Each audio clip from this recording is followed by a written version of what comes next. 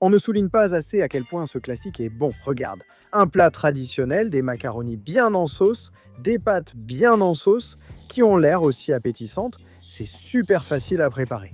Et tu l'auras prêt sur ta table en seulement 20 minutes. Regarde comme ça a l'air bon, qui pourrait dire non à ça? Personne, parce que c'est spectaculaire. Reste jusqu'à la fin.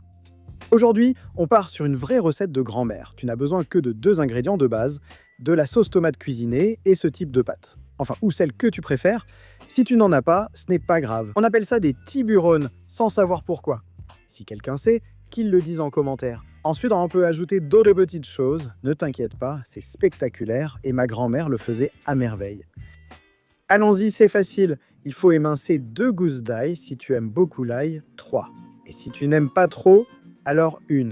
On ajoute un filet d'huile d'olive et notre ail fraîchement émincé, on fait dorer. Ça prendra 20 secondes. Pendant ce temps, on va préparer le chorizo, on va le couper en gros morceaux, comme ceci. C'est comme le faisait ma grand-mère. Si tu le veux plus petit, pas de problème, coupe-le à ton goût. L'ail est déjà doré, tu le vois danser, alors on ajoute le chorizo. On va le laisser ici, 20 secondes pour qu'il libère sa graisse et que ce soit spectaculaire. Dès que l'huile est laissée comme ça, que tu vois qu'elle a changé de couleur et qu'elle est dorée, c'est le moment d'ajouter le paprika. Je vais ajouter 1 cuillère à café de paprika, doux dans mon cas parce qu'il y a des enfants. Mais si tu es audacieux, prends du paprika piquant. 1 cuillère à café, dedans, 15 secondes pas plus. Ingrédient suivant, tomates, 400 ml de tomates style maison comme celui-ci. Regarde, il a une belle allure, sauce tomate cuisinée, je l'ai. Donc je l'ajoute avant que le paprika ne brûle. Dedans, on est à feu doux, on remue un peu et cette étape est prête. Ça ne te prendra pas plus de 20 secondes de plus.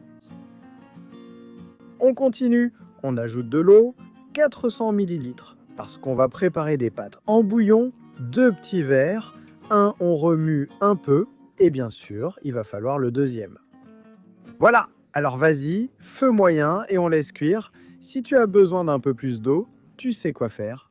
Tu en ajoutes un peu plus. Selon ce que les pâtes demandent, tu ajoutes les pâtes. C'est 300 g de pâtes. Voilà, une tasse et demie à peu près. On ajoute du sel à votre goût et on va cuire pendant 12 minutes. Pas une de plus, pas une de moins. Parce que c'est ce que demande cette pâte. 12 minutes, feu moyen.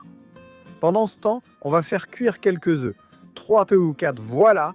Dès qu'ils commencent à bouillir, on les fait cuire 12 minutes et ils seront prêts. Ensuite, on les coupe comme tu veux, en rondelles ou en petits morceaux, comme faisait ma grand-mère. C'est prêt, retire du feu, regarde comme ça a l'air bon, un petit coup de cuillère pour bien tout mélanger et on va ajouter notre œuf haché. Ça va donner un goût incroyable, tu peux l'ajouter ou pas, comme tu veux. Eh bien, c'est tout. À table, une petite touche de persil, ça ne fait jamais de mal à un plat. Et c'est prêt, des macaronis en bouillon, une véritable merveille, une recette traditionnelle, facile et qui marche à tous les coups. Dans l'assiette, pour que tu vois, et maintenant je te montre bien, ne me dis pas que tu n'as pas versé une petite larme. Rire, que de bons souvenirs, macaroni en bouillon. La recette de ma grand-mère, tout simplement spectaculaire.